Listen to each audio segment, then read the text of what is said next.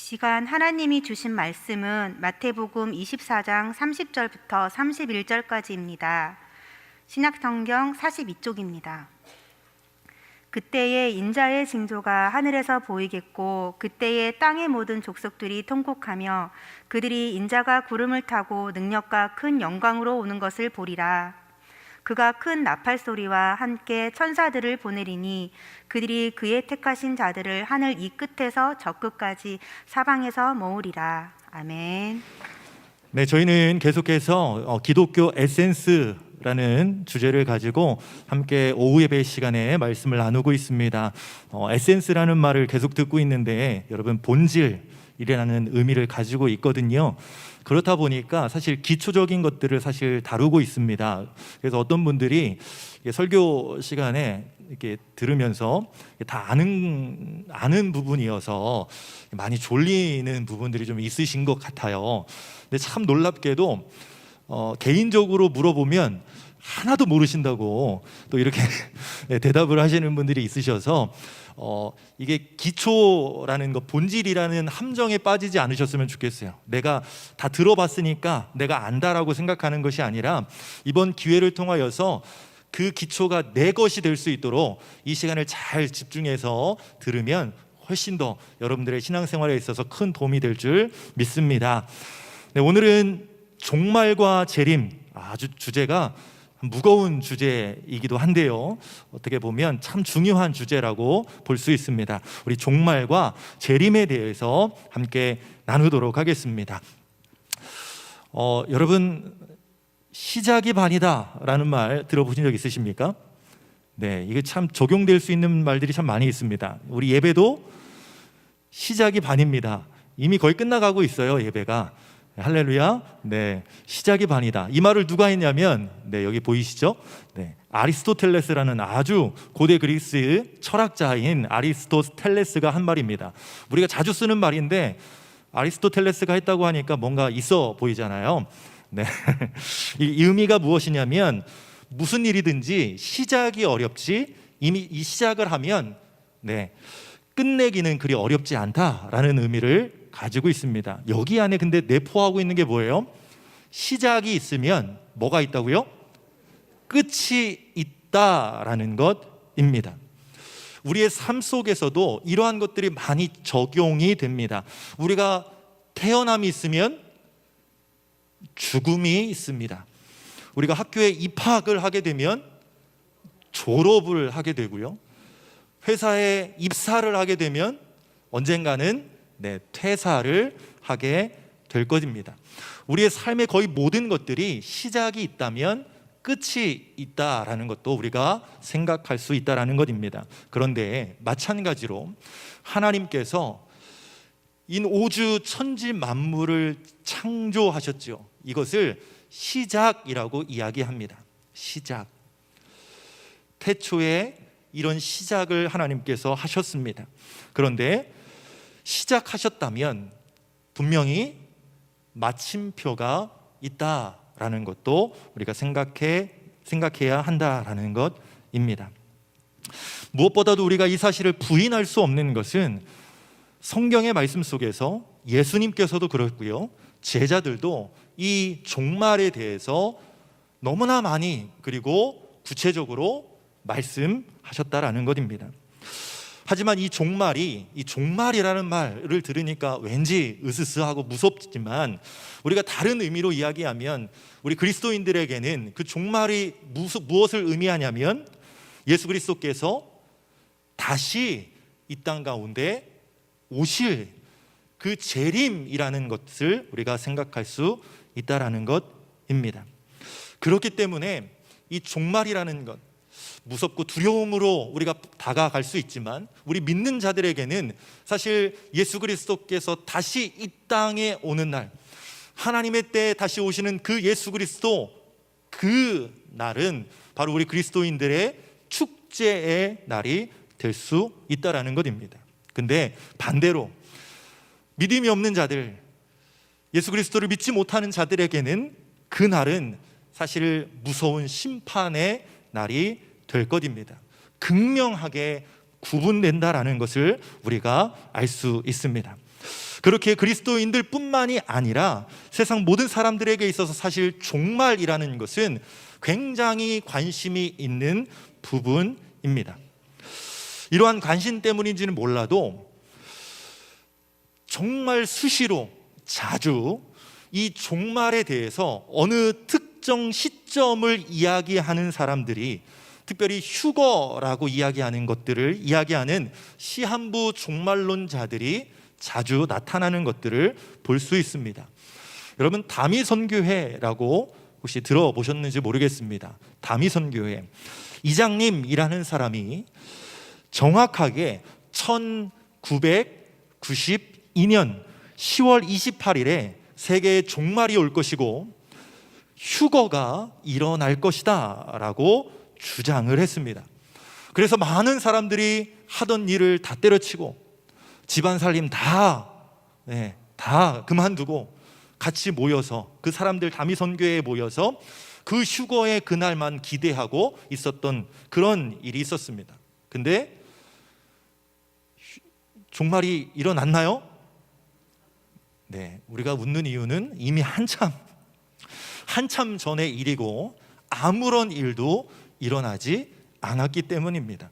결국 이 이장님이라는 사람은 사기죄로, 이 1992년 10월 28일 날 종말이 있을 거다, 휴거가 일어날 거다 라고 해서 사기죄로 들어간 게 아니라 이날 종말이 올 거라고 해서 수많은 사람들의 재산을 본인이 갈취하고 사기를 쳐서 들어간 것입니다. 이런 것에 비해서 너무 형량이 작아서 보니까 1년 선고 받았더라고요. 참 아쉬웠는데요. 이러한 사람들이 사실 계속해서 일어나고 있다는 것을 우리가 볼 수 있습니다. 이후에도 계속적으로 비슷한 이단들이 계속해서 이 기독교 문화를 세상 사람들에게 반기독교적인 마음들, 그런 생각들을 갖도록 만드는 역할을 했다라는 것입니다. 굉장히 안 좋은 부작용들을 일으키고 있다라는 것이죠. 안타까운 건 이러한 시한부 종말론을 퍼뜨리는 이단들로 인해서 사실 이전에 우리가 이 기독교에 불같은 성령이 임하던 그때에 사실 강력하게 이 강단에서 설교했던 주제들이 무엇이었냐면 바로 종말과 재림에 대한 설교들이었습니다. 그렇기 때문에 우리가 어떻게 살아가야 되는가, 우리가 얼마나 뜨겁게 살아가야 되는가, 얼마나 하나님의 뜻에 맞게 살아가야 되는가 라는 것들을 이 강단에서 외치고 선포하고 했던 그러한 것들이 이러한 시한부 종말론자들 때문에 강단의 종말에 대한 설교, 재림에 대한 설교들이 사라지기 시작했다라는 거예요. 왜냐하면 잘못 설교하면 저 목사님도 이단 아니야? 이러한 오해를 받을 수도 있어서, 그러한 오해 때문에 이러한 설교들이 줄어들었다라는 것입니다. 그러다 보니 이 재림에 대한 설교, 이 종말에 대한 설교를 누가 하기 시작했냐면 이단들이 하기 시작했습니다. 신천지 같은 사람들, 그런 그 하나님의 교회에 있는 사람들, 이 사람들이 종말에 대해서, 재림에 대해서 오히려 기존 교회보다도 훨씬 더 많이 이야기하기 시작했다라는 것입니다. 여러분, 우리는 그렇기 때문에 이 재림에 대해서, 종말에 대해서 여러분 분명하고도 정확하게 우리는 알고 있어야 될 필요가 있는 거고요. 관심을 갖고 이러한 부분에 더 많은 것들을 생각하고 마음속에 새길 수 있는 시간들이 되었으면 좋겠습니다. 그래서 흔들리지 않는 믿음이 우리 가운데 있었으면 좋겠습니다. 할렐루야. 네, 오늘 저희가 마태복음 24장에 대해서 먼저 본문에 읽었습니다. 오늘 읽은 본문이 포함된 마태복음 24장에는요 각기 다른 두 가지 사건을 예수님께서 이야기하고 계십니다. 우리 마태복음 24장 1절 2절 말씀 먼저 한번 보도록 하겠습니다. 제가 먼저 1절 읽고요 2절은 같이 읽겠습니다. 예수께서 성전에서 나와서 가실 때에 제자들이 성전 건물들을 가리켜 보이려고 나아오니 2절 시작. 대답하여 이르시되 너희가 이 모든 것을 보지 못하느냐? 내가 진실로 너희에게 이르노니 돌 하나도 돌 위에 남지 않고 다 무너뜨려 이루어지리라. 아멘. 여러분, 마태복음 24장 1절 2절을 통해서 처음에 이야기하는 것이 무엇이냐면 예루살렘의 멸망, 이스라엘의 멸망에 대해서 먼저 이야기하고 있습니다. 이 말씀 이후에 특별히 서기 70년 예수님께서 부활하시고 승천하신 이후에 30년 정도 지났을 그때에 로마의 티투스 장군에 의해서 이 예루살렘이, 이스라엘이 실제적으로 멸망을 하게 되어집니다. 유대인의 역사가 플라비우스 요세푸스라는 사람이 있는데 그 유대인 고대사에 의하면 이렇게 이야기하고 있더라고요. 예루살렘은 로마 군단에 완전히 함락되어 성전이 파괴되고 무려 110만 명이 죽었으며 10만에 가까운 사람들이 로마 군단의 포로가 되어 노예로 끌려갔고 예루살렘은 로마의 지배가 끝날 때까지 무수히 짓밟혔다라고 기록되어 있습니다. 성전이 완전히 무너져 내렸습니다. 로마 군단에 의해서. 예수님께서 말씀하셨던 이스라엘의, 예루살렘의 멸망이 실제적으로 일어났다라는 것입니다. 그런데 예수님께서 이 부분만을 예언하신 것이 아니라 더 나아가서 인류의 종말에 대한 부분들 같이 이야기하고 있는 것을 마태복음 24장을 통해서 우리는 알 수 있습니다.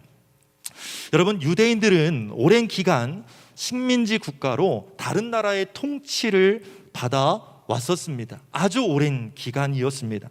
하지만 그들에게는 여전히 하나님께 택함 받았다라는 선민 사상을 가지고 있었어요. 그래서 무슨 생각을 가지고 있었냐면 하나님께서 언젠가는 정치적인 메시아, 우리 이 이스라엘을 독립시켜줄 메시아가 올 것이다라는, 그래서 우리는 독립을 이룰 수 있을 거다라는 그러한 생각을 가지고 있었다라는 거죠. 하지만 결과는 어땠나요? 철저하게 짓밟히고 멸망하게 되었던 것입니다. 오늘날 우리 세상 사람들도 비슷한 생각을 하고 있지 않나라는 생각들을 해보게 되어집니다. 오늘 당장 내일 뭔가 세상이 망하겠어? 이러한 일들이 일어나겠어? 라고 생각하는 경우들이 있다라는, 그렇지 않나요? 내일 뭐 망하겠습니까? 내일 종말이 일어나겠습니까? 그렇죠? 설마. 근데 내일이 하나님의 때라면, 내일이 하나님께서 정하신 때라면 여러분 어떠겠습니까? 내일 일어나는 것입니다. 사실 누구도 모르는 거지만, 하나님만 아시는 것이지만, 그렇기에 우리는 언제든지 그러한 일들이 일어날 수 있다라는 생각들을 가질 수 있어야 된다라는 것입니다. 예루살렘이 멸망했듯이 이 천지 만물, 이 땅, 이 세상도 분명히 종말을 맞이하게 될 것입니다. 그렇게 우리는 이 사실을요 분명하게, 온전하게 받아들일 수 있어야 한다라는 것입니다. 그러나 우리가 기억할 것은 그것이 완전한 끝은 아니다라는 것입니다. 사도행전 1장의 말씀을 보면 부활하신 예수님이 하늘나라로 올라가시기 직전에 제자들이 예수님께 질문하는 장면이 나와요. 이렇게 질문합니다. 사도행전 1장 6절 보니까 그들이 모였을 때에 예수께 여쭈어 이르되 주께서 이스라엘 나라를 회복하심이 이때니까 하니 라고 질문하고 있어요. 아까도 이야기했지만 제자들의 마음속에서는 하나님께서 언제 우리를 독립시켜 주실까? 언제 구원해 주실까? 라는 것들을 예수님께 질문하고 있다라는 것입니다. 그런데 이 제자들의 기대와는 달리 예수님께서는 이렇게 말씀하십니다. 사도행전 1장 7절 8절 말씀인데 7절 제가 읽고요 8절은 같이 읽겠습니다. 이르시되 때와 시기는 아버지께서 자기의 권한에 두셨으니 너희가 알 바 아니요. 8절 시작. 오직 성령이 너희에게 임하시면 너희가 권능을 받고 예루살렘과 온 유대와 사마리아와 땅끝까지 이르러 내 증인이 되리라 하시니라. 아멘. 여기에서 중요한 게 무엇이었습니까? 제자들의 질문에 따르면 언제 이스라엘이 회복할 것을 이야기를 해주셨어야 되는데 예수님의 관심은 그것이 아니었다라는 거예요. 예수님의 관심은 이스라엘 그 작은 나라 한 나라에 국한되어 있던 것이 아니라 전 세계에 하나님께서 너무나 사랑하시는 그 귀한 영혼들에 대한 계획들을 가지고 있었다라는 것입니다. 여기서 중요한 것은 땅끝까지 가서 복음을 전하는 세계 복음화의 사명이 완성될 때, 그때에 예수님께서 다시 이 땅 가운데 오실 것이고, 또한 이스라엘의 회복도 그때가 되어서야 이루어질 것에 대해서 우리에게 말씀하고 있다라는 것입니다.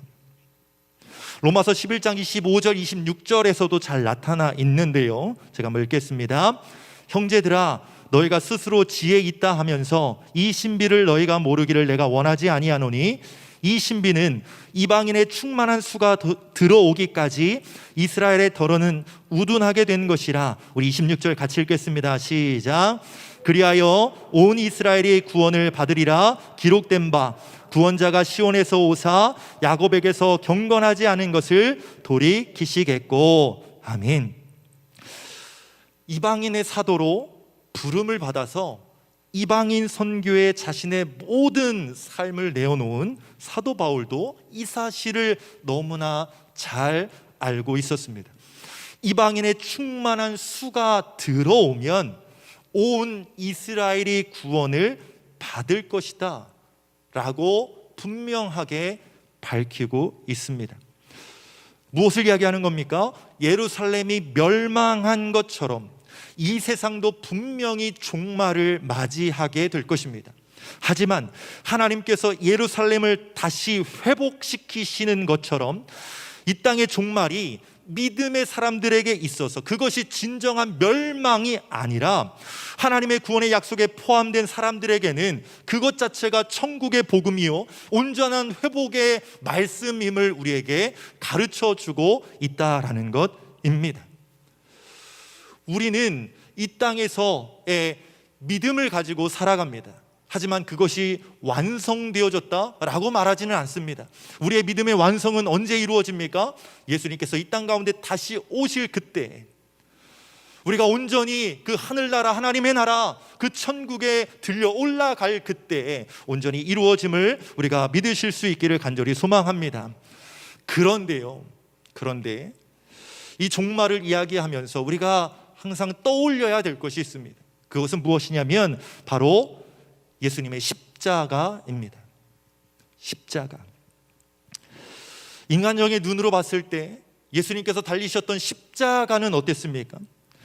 예수님이 인간적으로 보면 너무나 힘없이 이 땅의 왕국인 로마와 유대 종교 지도자들의 손에서 심판받으신 아주 비극적인 사건이었습니다. 그렇지 않습니까? 십자가. 근데 누가복음 17장 25절 말씀 보니까 이렇게 이야기합니다. 그러나 그가 먼저 많은 고난을 받으며 이 세대에게 버림바 되어야 할지니라.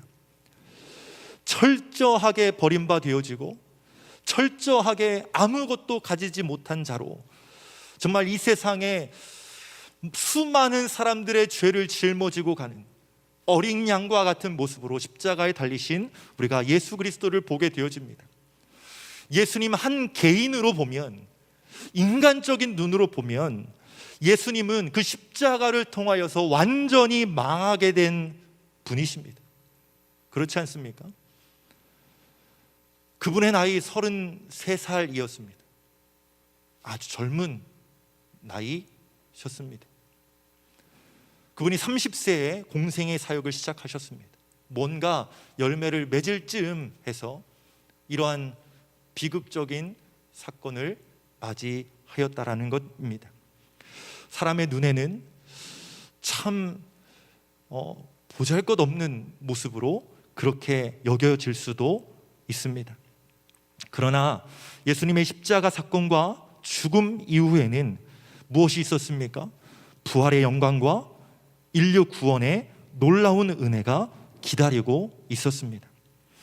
예수님의 십자가에서의 죽음은 인간 예수님에게는 죽음이었지만, 멸망이었지만, 메시아 예수님에게 있어서 그 사건은 온 인류를 구원하게 되는 축복의 사건이 되었던 것입니다. 그렇기 때문에 우리가 종말과 예수님의 재림에 대해서 생각할 때 먼저 우리는 예수님의 십자가를 생각해야 한다라는 것입니다. 십자가 없이는 구원의 영광 또한 절대로 존재할 수 없기 때문입니다.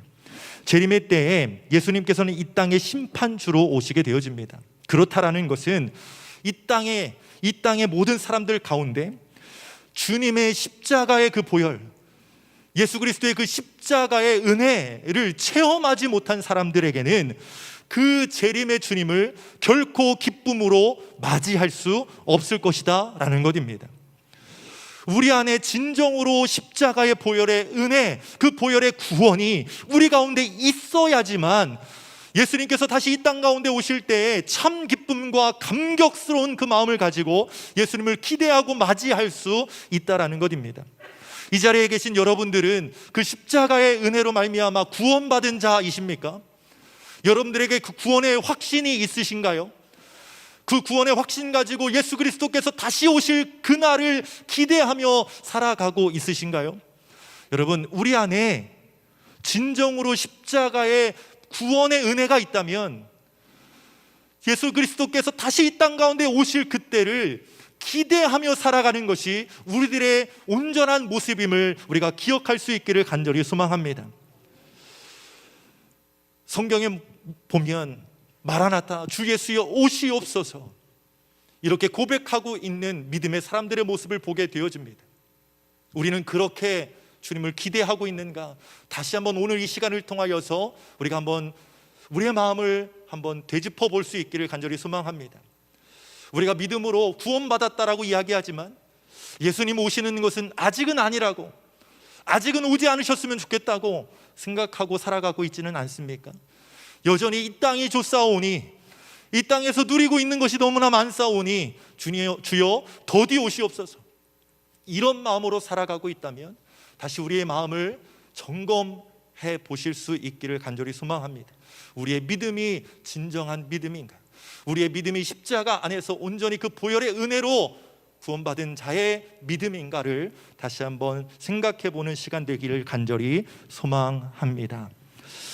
자, 우리 예수 그리스도를 기대하는 자, 그런 사람들이 되어야 되는데, 아까도 이야기했지만 우리가 분명하게 기억해야 될 것은 예수님께서 다시 이 땅 가운데 오실 때 정확한 날짜, 그 날짜를 하나님이 가르쳐 주셨습니까?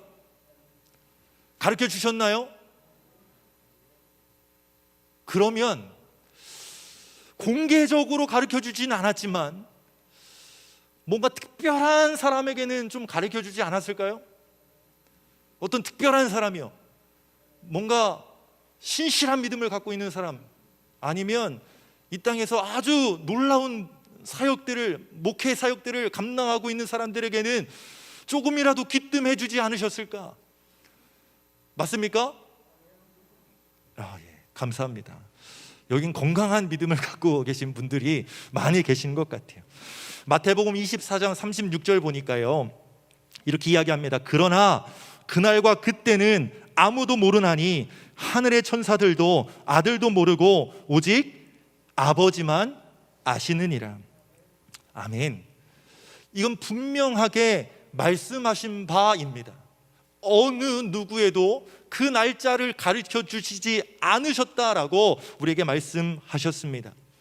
근데 우리 가운데 항상 문제가 되는 게 뭐냐면, 이미 예수님께서 다시 오시겠다라고는 말씀하셨잖아요.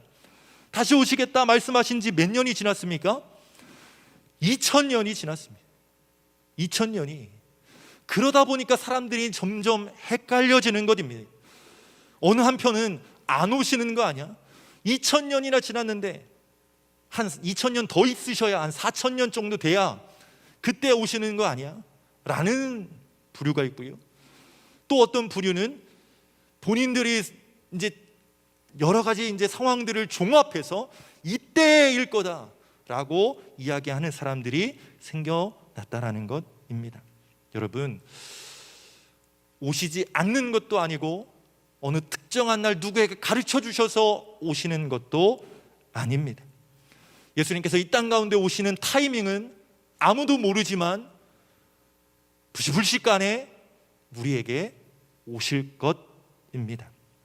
그렇기에 우리의 마음은 항상 준비된 마음으로 주님을 기대하고 있어야 한다라는 것입니다.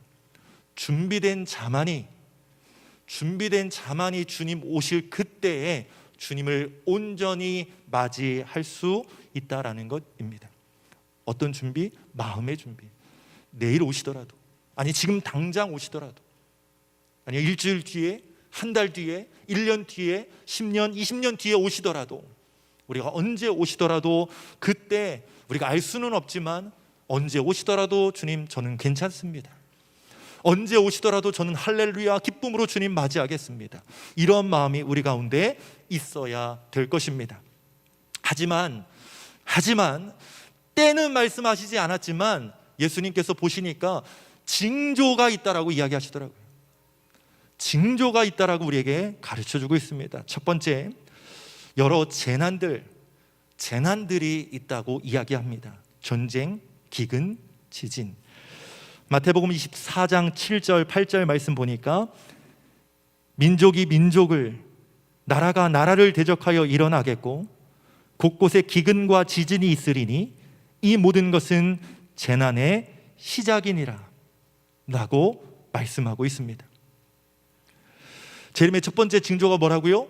전쟁이 일어난답니다. 민족이 민족을, 나라가 나라를 대적하여 일어난다고 이야기합니다. 전쟁이 일어난대요. 앞으로 더 우리가 우크라이나 사태를 보면서 얼마나 그 전쟁이 끔찍한지, 얼마나 사람들을 비참하게 만드는지 우리가 경험해 봅니다. 그 나라니까 그런 일들을 겪는 것입니까? 아니요, 그렇지 않습니다. 지금까지의 역사를 보면 이전부터 지금까지 여러 인종 때문에, 이데올로기 때문에, 돈이나 영토 확장 때문에 전 세계의 전쟁은 끊임없이 일어나고 있었습니다. 앞으로 안 일어날까요? 아니요, 계속해서 일어나게 될 것입니다. 근데 문제는 뭐예요? 수천 년 전에 있었던 전쟁과 지금 앞으로 일어날 전쟁은 그 파괴력에서 차이가 엄청난다라는 것입니다. 핵무기, 무기들이 얼마나 발달했습니까? 한번 쏘면 그 일대에 공기가 사라지는 무기도 있답니다. 산소를 다 흡입해서 사람이 숨을 못 쉬어서 죽는 그러한 무기도 있대요.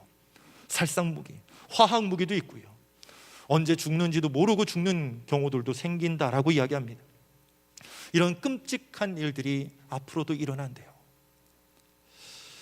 우리가 깨어 있어야 될 부분입니다. 두 번째 징조는 기근이라고 이야기합니다. 세계 인구의 3분의 1가량이요 여전히 지금도 배고픈 채로 잠이 든다고 이야기합니다. 아시아에서만 굶주리고 있는 사람이 7억 명까지 된다고 이야기합니다. 그리고 당장 구제하지 않으면 죽을 사람이 한 3억 명가량 된다고 이야기합니다. 우리는 잘 살게 되지 않았습니까? 우리나라 참 잘 살게 되어져서 먹는 거 걱정하는 사람 많이 없다고 이야기합니다.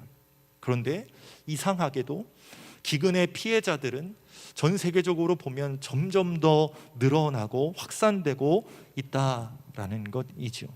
앞으로 더 이러한 일들이 일어나게 될 것이다 라고 이야기합니다. 세 번째 징조는 지진이라고 이야기합니다. 지진. 여러분, 지난 70년간 세계 각지에서 발생한 규모 7.0 이상의 지진이 600회가 넘는다고 이야기합니다. 일본과 미국과 중국과 러시아의 지진으로 지난 20에서 30년 사이에 엄청난 인명피해와 재산피해가 있었습니다. 이러한 지진도 앞으로 계속해서 더 많이 일어날 것입니다. 또 어떤 징조들이 있을까요? 마태복음 24장 10절 말씀 보니까 이렇게 이야기합니다.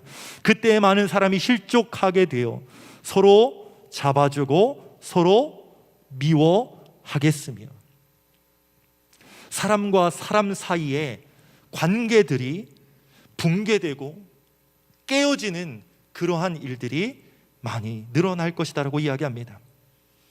갈수록 늘어나는 이혼율, 젊은 세대와 기성세대의 대립들이 점점 더 커질 것이고, 지역 감정도 악화될 것이고, 가정 안에서는 남편과 아내가, 그리고 부모와 자식 간에, 여러분 지금도 요즘에도 얼마나 많이 일어납니까? 사건 사고들이. 남편이 아내를 죽이고 아내가 남편을 죽이는 일이 생겨나고 있습니다. 자녀가 부모를 죽이고 부모가 어린 자녀를 살해하는 일들도 일어나고 있습니다. 말도 안 되는 일들이 일어나고 있는 것이 사실 현재 우리의 삶의 모습입니다.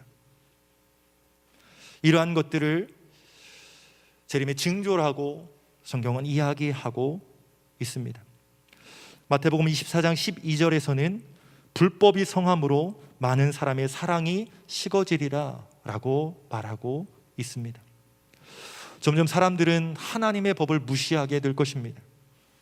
자연히 사랑도 식어지고 서로를 미워하고 상처 입히고 죽이는 일이 더 심각해질 것을 예수님은 예언하고 계십니다. 계속해서 여러 징조들 또 이야기합니다. 마태복음 24장 11절 말씀 보니까 거짓 선지자가 많이 일어나 많은 사람을 미혹하겠으며 라고 이야기합니다. 가짜 그리스도들, 거짓 본인을 하나님이라고 이야기하는 사람도 여러분 20명이 넘는답니다. 한국에서만. 참 신기한 것은요, 전 세계적으로 본인을 자기가 예수라고 이야기하는 사람이 전 세계적으로 한 200여 명 정도 된대요. 근데 한국에서만 50명이 넘는답니다. 한국이 왜 이런지 모르겠어요. 이런 사람들이 앞으로 더 많이 일어날 것이라고 이야기합니다.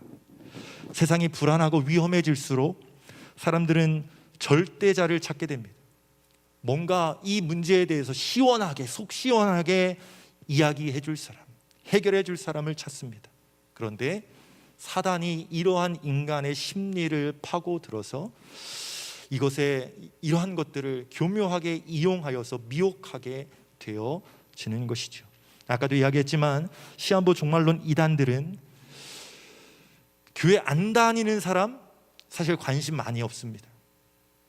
오히려 교회 다니는 사람들 지금도 타깃으로 삼아서 그들을 미혹하기 위해 힘쓰고 있습니다. 왜요? 그들의 목적은 영혼을 구원하는 것, 한 영혼을 살리는 것에 목적이 있지 않아요. 그들의 목적은 어떤 목적을 가지고 있습니까? 교회를 무너뜨리는 것입니다. 마지막 때가 올수록 교회를 무너뜨리고자 하는 세력들, 교회의 힘을 약하게 만들려고 하고, 목회자들, 교회의 어떤 직분자들, 이러한 사람들을 무너뜨리려고 수많은 노력들을 하게 될 것입니다. 여러분, 우리가 긴장해야 되지 않겠습니까? 우리가 정말 예민하게 받아들이고 기도해야지만 이러한 부분에서 우리는 이겨나갈 수 있게 될 것입니다. 그리고 계속해서 이야기하는 것은 시간이 지날수록 기독교인들은 핍박을 받게 될 것이다 라고 이야기합니다. 여기 화면을 보면 지금 작년 이게 조사 내용이더라고요. 핍박받는 그리스도인들, 기독교 박해지도라는 게 있더라고요. 보면요, 1위가 누군지 어딘지 아십니까? 잘 안 보이시죠? 1위가 북한입니다. 북한. 이 북한이 1위가 된 게 벌써 한 7, 8년 됐대요. 7, 8년 동안 박해지수 1위가 북한이라고 이야기합니다. 2위는 아프가니스탄, 3위가 소말리아, 4위가 리비아, 파키스탄, 이러한 나라들이 정말 많은 핍박을 지금도 여전히 받고 있다는 것입니다. 요즘 북한의 그리스도인들에 대한 소식들 들은 적 있으십니까? 저도 이전에는 많이 관심 갖고 기도했던 것 같은데 제가 회개한 것은 요즘에 기도를 많이 못했더라고요. 우리가 더 많이 기도해야 될 것입니다. 여러분, 아프리카 수단이라는 나라에서는 지금 그리스도인들을 붙잡아서 십자가형으로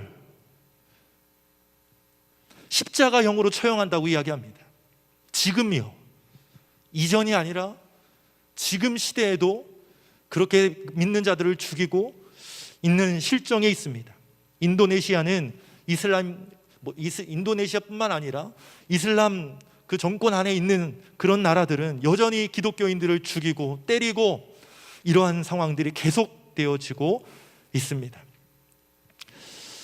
우리의 복음의 사역들이 계속되어져서 복음의 확산이 일어나기도 하지만 반대로 이러한 핍박도 박해도 우리나라는 아닐지 모르겠지만 여전히 전 세계적으로 보면 수많은 박해들이 일어나고 있음을 우리는 보게 되어집니다.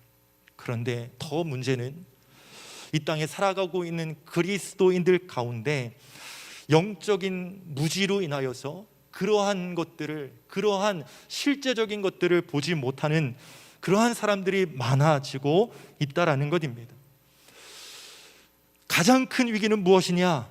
위기가 위기인 것을 알지 못하는 것이 가장 큰 위기라고 이야기합니다. 데살로니가전서 5장 3절 말씀 보니까요, 이렇게 이야기합니다. 같이 한번 읽어볼게요. 시작. 그들이 평안하다 안전하다 할 그때에 임신한 여자에게 해산의 고통이 이름과 같이 멸망이 갑자기 그들에게 이르리니 결코 피하지 못하리라. 아멘. 어쩌면 사람들은 자기가 가진 땅, 든든한 인맥, 돈과 건강 이러한 것들이 있기 때문에 우리의 인생은 안전지대다, 안심이 된다라고 말할 수 있습니다. 그러나 여러분, 폭풍 전야는 오히려 더 고요한 것입니다. 언제 폭풍이 들어닥칠지 우리는 모르는 거예요. 그래서 우리가 괜찮다고요? 나는 괜찮다고요? 그렇지 않습니다. 이 나라도, 이 땅 가운데 우리의 세상도 언제 무너져 내릴지 모릅니다. 그때 우리가 온전한 믿음, 신실한 믿음, 굳건한 믿음이 없다면 우리 또한 흔들리고 넘어질 수 있게 되는 것입니다. 여러분, 세상이 주는 평안에 안주하지 않았으면 좋겠습니다.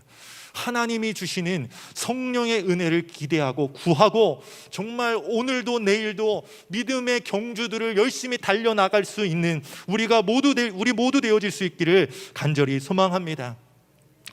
아까도 이야기했지만 전 세계적으로 세계 복음화가 이루어지고 있습니다.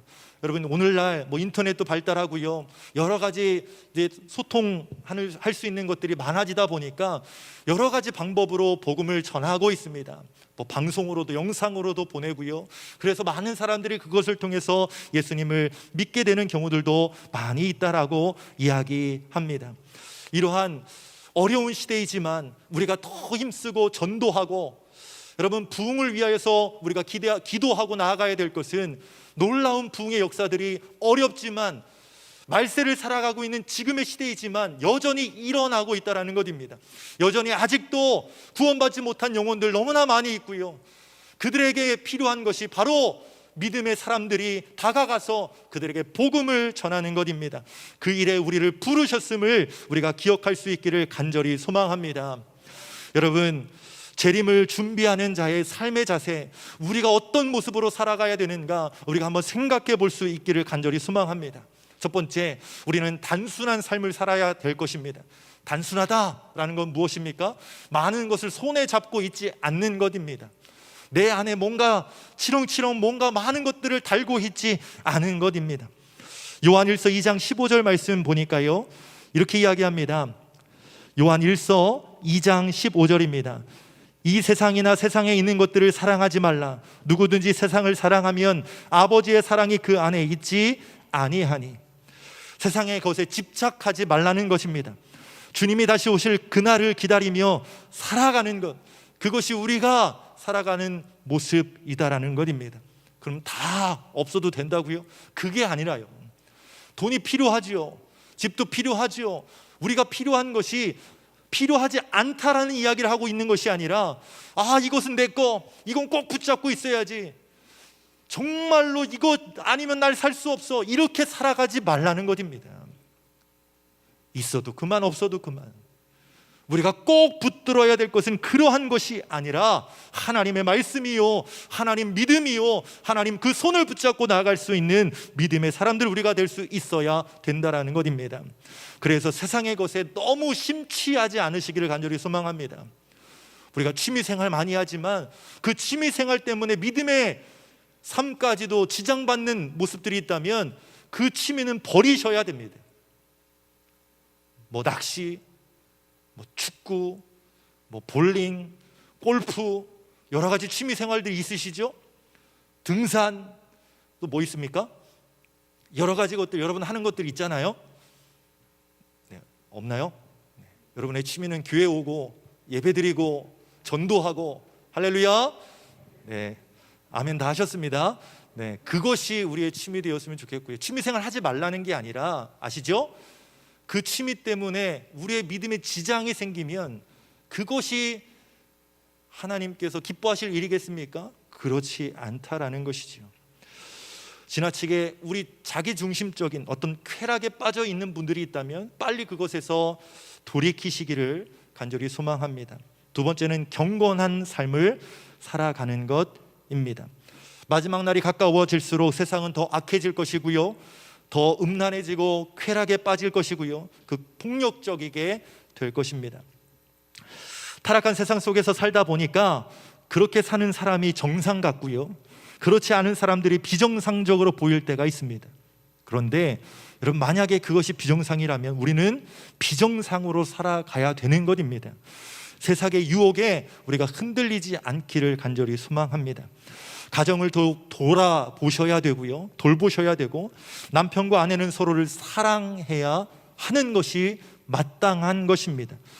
요즘에 드라마를 보면 참 안타까운 것은 이혼하고 갈라지고 이러한 것들이 그냥 뭔가 당연스럽게 되더라고요. 요즘 뭐 프로그램을 보니까 뭐 돌싱들 프로그램, 돌싱들이 너무 많아요. 그죠? 그것이 당연한 것처럼, 돌싱하면서 너는 왜 헤어졌냐? 그러면 낄낄거리 웃고, 너는 그래서 안 돼, 막 이렇게 하면서 서로를 비난하고, 이러한 것을 보면서 대리 만족을 하시는 분들이 분명히 있다라는 거잖아요. 그게 사람들의 관심을 끄니까 계속 그러한 것들이 일어나는 것 아니겠습니까? 그러한 일들을 우리가 거부할 수 있어야 될 것입니다. 그것은 잘못되는 거예요. 비정상적인 것입니다. 우리가 믿음 안에서 살아가는 것, 서로 사랑하는 것, 아껴주는 것, 위해주는 것, 섬겨주는 것, 이것이 바로 하나님께서 우리에게 가르쳐준 온전한 하나님의 법임을 기억할 수 있기를 간절히 소망합니다. 세 번째는 사랑의 공동체를 우리가 세워나가는 것입니다. 우리 히브리서 10장 24절 25절 말씀, 제가 24절 읽고요, 25절 같이 읽겠습니다. 서로 돌아보아 사랑과 선행을 격려하며, 25절 시작. 모이기를 패하는 어떤 사람들의 습관과 같이 하지 말고 오직 권하여 그날이 가까움을 볼수록 더욱 그리하자. 아멘. 요즘 코로나로 인하여서 모이는 것이 참 어렵습니다. 하지만 그럼에도 불구하고 성경은 뭐라고 이야기하나요? 코로나 때문에 모이기를 피해도 괜찮다라고 말씀하지 않으셨더라고요. 모이기를 피하는 어떤 사람들의 습관과 같이 하지 말라고 이야기합니다. 그랬더니 뭐 지금 한 10명 모일 수 있나요? 그 이상은 못 모이잖아요. 뭐 이런 하더라고요. 여러분, 방법은 생각하면 되는 겁니다. 방법은 만들면 되는 거예요. 그거 방법이 없어서 저 못 모여요, 할 수 없어요, 이렇게 하는 것은 마음이 없는 겁니다. 성경에서 말하기를 모여야 된다고 이야기합니다. 우리 교회도 모이는, 믿는 자들의 모임이 교회 아닙니까? 우리 각자가 교회고, 그 교회가 모여서 우리가 함께 공동체가 되어지고, 우리 송년교회 공동체로 하나님께서 모이게 해주시지 않았습니까? 근데 우리가 함정에 빠질 때가 있어요. 예배 드리는 인원이 많으니까 우리는 같은 공동체다 이렇게 생각할 수 있지만, 여러분 앞뒤 한번 보시겠습니까? 한번 보시겠어요? 옆에 계신 분들, 앞뒤에 계신 분들, 네, 아시는 분들이시죠? 근데 어떻게 사시는지, 어떤 어려움이 있으신지, 어떤 생각들을 하고 계신지, 어떤 기도 제목이 있는지 아시나요? 아시나요? 네. 이것이 오늘날 교회들의 문제입니다.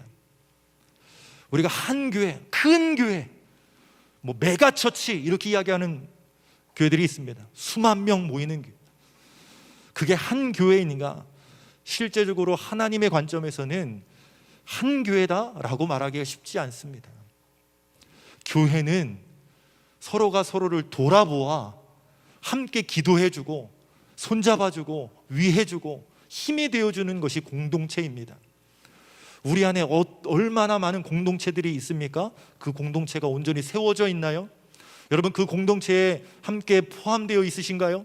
그렇지 않다면 여러분, 그 공동체를 세워나가기 위해 힘써 주시기를 부탁드립니다. 이 공동체를 세우는 것은 한 영혼에 대한 관심에서 시작됩니다. 어떻게 지냈어? 힘들지 않았어? 아프진 않았어? 이러한 질문, 관심에서 시작되는 것이 사랑의 공동체입니다. 저는 바라기는 송현교회 공동체가 각자 알아서 신앙생활하고 알아서 세워지는 그러한 교회가 아니라 서로 손잡아주고 사랑하고 아껴주고, 그래서 그 마음을 나눌 수 있는 진정한 공동체가 될 수 있기를 간절히 소망합니다. 마지막으로 전도와 선교하는 삶을 살아갈 수 있기를 간절히 축원합니다. 여러분, 이 땅의 믿음의 사람들, 이방인의 수가 충만해질 때 예수님께서 다시 오시겠다라고 말씀하여 주셨습니다. 영혼들, 아직도 죽어가는 영혼들, 아직도 믿지 못해서 심판의 자리에 있는 영혼들 너무나 많이 있습니다. 우리가 그 영혼들을 사랑함으로 복음 전하는 일에 힘써 주시기를 부탁드리겠습니다.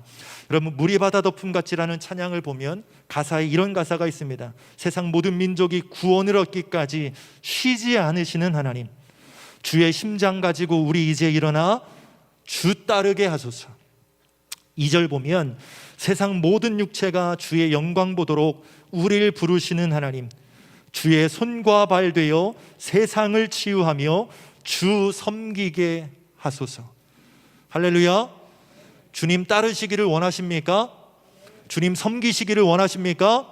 여러분, 그렇다면 영혼을 사랑하시고 그 영혼들에게 주 예수 그리스도의 그 십자가의 구원의 복음을 담대함으로 사랑의 마음 가지고 전할 수 있게 되기를 주님의 이름으로 간절히 축원합니다. 사도행전 1장 8절 말씀처럼 성령이 너에게 임하시면 너희가 권능을 받고 어디까지요? 네, 예루살렘과 온 유대와 사마리아와 땅 끝까지 가야 되는데, 우리 교회가 줬사오니 전 여기에서만, 우리 집이 줬사오니 저는 여기에서만, 이렇게 이야기하는 분들이 계십니다. 예수님의 제자들도 예루살렘이 줬사오니 여기에 있겠다 하다가 스데반 집사님 순교하시고 핍박이 일어나니까 그때서야 마지못해서 나갔었습니다. 우린 그런 사람들 되지 않았으면 좋겠습니다. 나가야 될 때 땅 끝까지, 우리가 나가야 될 땅 끝이 어디인지는 여러분 스스로 한번 생각해 보셨으면 좋겠어요. 그 땅 끝에 나아가서 우리가 주의 복음을 전하는 증인되는 삶 살아가는 것, 그것을 통해서 하나님 기뻐하시는 모습이 될 수 있기를 주님의 이름으로 간절히 축복드립니다. 사랑하는 우리 귀한 송현교회 성도 여러분들, 우리 모두가 다시 한번 예수 그리스도께서 다시 오실 그때 기대함으로 살아가는 우리 모두 될 수 있기를 간절히 소망합니다. 주님께서 오실 그때에 부끄러운 모습으로 서 있는 것이 아니라, 주님, 제가 이렇게 열심으로 주님 앞에 살아갔습니다. 주님, 부족하고 연약하지만 주님 사랑하셔서 주님 사랑하는 마음으로 내가 죽어가는 영혼들에게 다가가서 복음 전했습니다. 주님, 내가 부족하지만 열심으로 지금 이렇게 경건하게 그렇게 살아갔습니다. 이렇게 주님 앞에 고백할 수 있는 사람들이 우리 송현교회 성도님들 되었으면 좋겠습니다. 우리 모두가 되어졌으면 좋겠습니다. 주님 오시니까 지금은 안 돼요, 내일이요, 다음 날이요, 다음에 오세요 라고 말하는 사람이 우리 가운데 한 사람도 없기를, 정말 그때 우리 모두가 함께 모여서 함께 기뻐하고 춤추고 노래하고 주님 앞에 경배할 수 있는 우리 모두 되기를 주님의 이름으로 간절히 축원합니다.